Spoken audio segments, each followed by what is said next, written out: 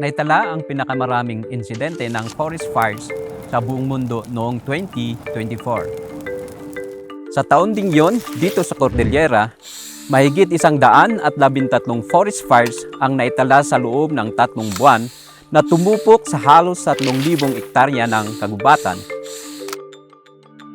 Sa patuloy na pagtaas ng temperatura dulot ng pagbabagong klima, lumalang El Niño at panganib ng pagkakaingin, paano nga ba natin mapoprotektahan ang saribuhay sa bandang dulot ng forest fires?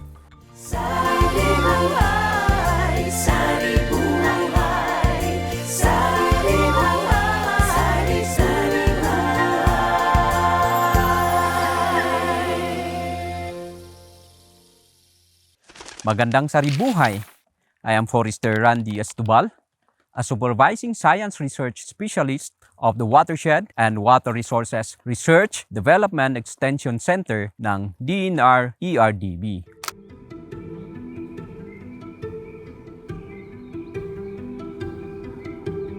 Ang Cordillera Administrative Region ay matatagpuan sa hilagang bahagi ng Luzon.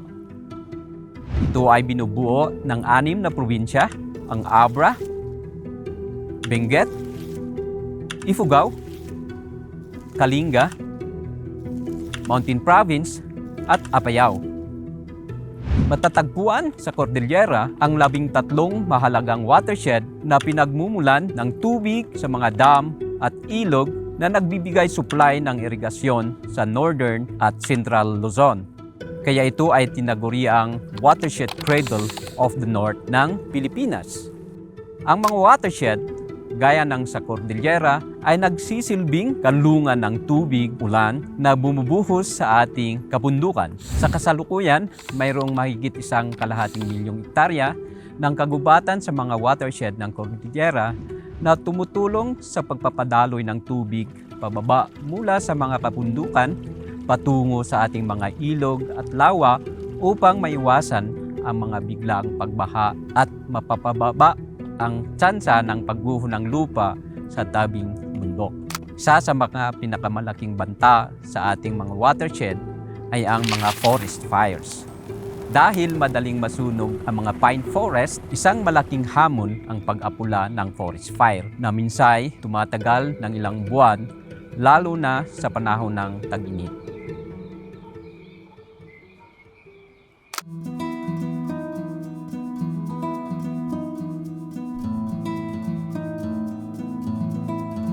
To help solve the persistent problems of forest fires, we need to revolutionize our approach and find sustainable and nature-based solutions. A research conducted in Benguet has identified fire-resistant species that would help mitigate the spread of forest fire. One of these plants is the Maguey or Agava cantala, characterized by their thick, fleshy, evergreen fronds. Maguey plants exhibit intrinsic resistance to burning and due to the radical adaptations enabling them to withstand extreme heat and prolonged drought conditions. Nabibigyang protection din laban sa forest fires at soil erosion ang mga Benguet pine seed production areas na mahalaga sa pagpaparami ng mga punla para sa National Greening Program. Ang Maguey ay nagsisilbing protective buffer dahil kaya nitong mag-survive sa extreme weather and environment conditions. Tuwing tag-ulan naman, ang Maguey ay nakakatulong sa slope stabilization upang maiwasan ang pagguho ng lupa. Sa proyektong ito, gumawa kami ng greenbelt o mga hilera ng mga halamang nakapalibot sa tublay at bukod Benguet.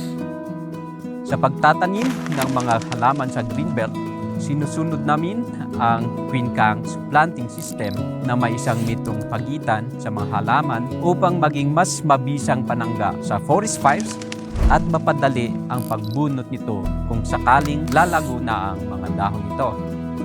Napatunayan na pwedeng panangga ang Maguey greenbelt kapag ang halaman ay matured na.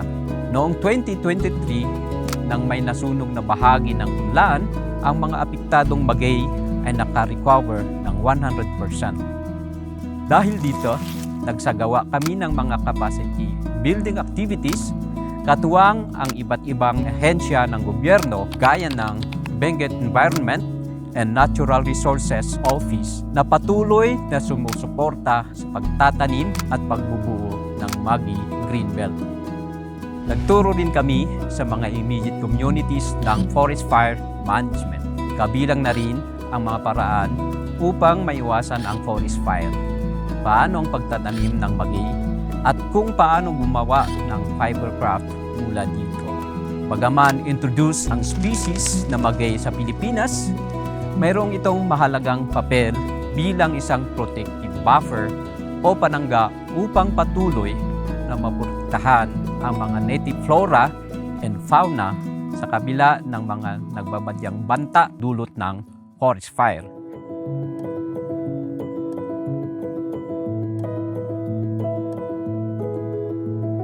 By conserving Philippine biodiversity, the nation's ability to withstand and adapt to the impacts of climate change is strengthened, thus ensuring safer and more stable future and ultimately securing the long-term well-being of the generations to come. No effort is too small for environmental conservation, just as the tiniest spark can ignite the brightest fire.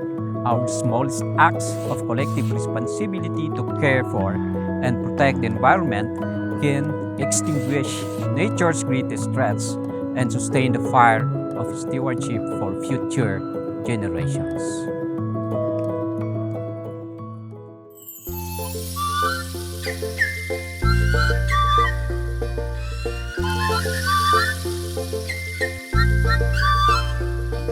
Sari Buhay, Sari Buhay.